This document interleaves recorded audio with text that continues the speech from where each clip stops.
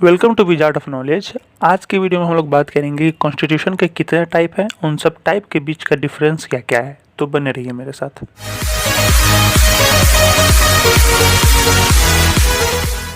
तो चलिए देखते हैं कॉन्स्टिट्यूशन के मेन टाइप कौन कौन से हैं। तो पहला आता है रिटन कॉन्स्टिट्यूशन, जो कि एक सिंगल बुक कॉन्स्टिट्यूशन होता है, जैसे कि हमारा इंडियन कॉन्स्टिट्यूशन।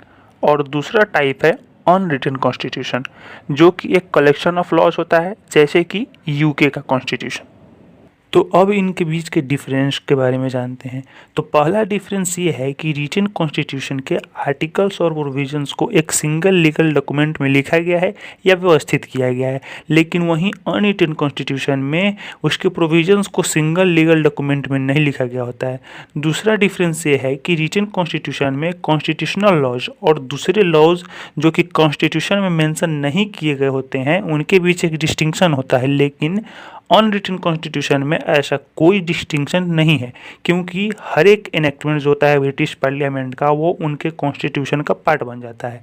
तीसरा डिफरेंस ये है कि रिटन कॉन्स्टिट्यूशन में जुडिशरी के पास समानतः ज़्यादा पावर होता है और वो पार्लियामेंट के किसी भी लॉ को या एक्सेक्यूटिव के किसी भी एक्शन को असंवैधानिक घोषित कर सकता है, लेकिन अनरिटन कॉन्स्टिट्यूशन में जुडिशरी के पास लिमिटेड पावर होता है और वो लेजिस्लेचर के किसी भी लॉ को असंवैधानिक घोषित नहीं कर सकता है। चौथा डिफरेंस ये है कि रिटन कॉन्स्टिट्यूशन में कॉन्स्टिट्यूशन सर्वोच्च होता है, हालांकि अनरिटन कॉन्स्टिट्यूशन में जो है लेजिस्लेचर सुप्रीम होता है। पांचवा अंतर ये है कि रिटन कॉन्स्टिट्यूशन एक एनेक्टेड कॉन्स्टिट्यूशन है, मतलब कि इसको एक स्पेशल बॉडी के द्वारा क्रिएट किया गया है।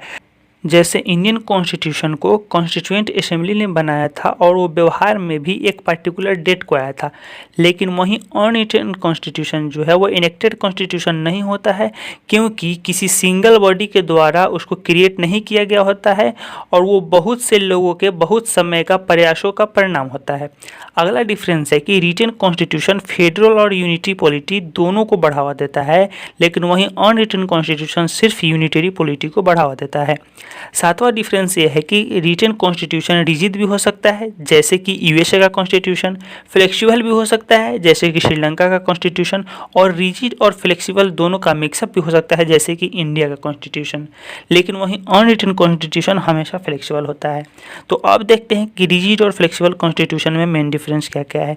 तो रिजिड कॉन्स्टिट्यूशन को अमेंड करने के लिए सेंटर और स्टेट दोनों को कोऑपरेट करना पड़ता है और फिर भी प्रोसीजर डिफिकल्ट होता है अगर वो सिर्फ सेंटर के द्वारा भी अमेंड करने का कोशिश किया जाए। लेकिन वहीं फ्लेक्सिबल कॉन्स्टिट्यूशन को इजीली अमेंड किया जा सकता है, सेंटर और स्टेट दोनों साथ मिलकर भी कर सकते हैं या सेंटर अकेला भी अमेंड कर सकता है। तो अब देखते हैं कि इंडियन कॉन्स्टिट्यूशन कौन से ग्रुप में आएगा, रिजिड या फ्लेक्सिबल में, और आएगा तो क्यों आएगा। तो फेडरल कॉन्स्टिट्यूशन जनरली रिजिड होता है, हालांकि इंडियन कॉन्स्टिट्यूशन जो है वो दोनों का मिक्सअप है, क्योंकि कुछ प्रोविजंस ऐसे हैं जो अकेले सेंटर के द्वारा अमेंड किए जा सकते हैं, वो भी सिंपल मेजोरिटी के साथ, जैसे कि आर्टिकल 2, आर्टिकल 3, आर्टिकल 169। हालांकि कुछ दूसरे प्रोविजंस जैसे कि शेड्यूल 7, आर्टिकल 368 आदि को अमेंड करने के लिए स्पेशल मेजोरिटी की आवश्यकता होती है।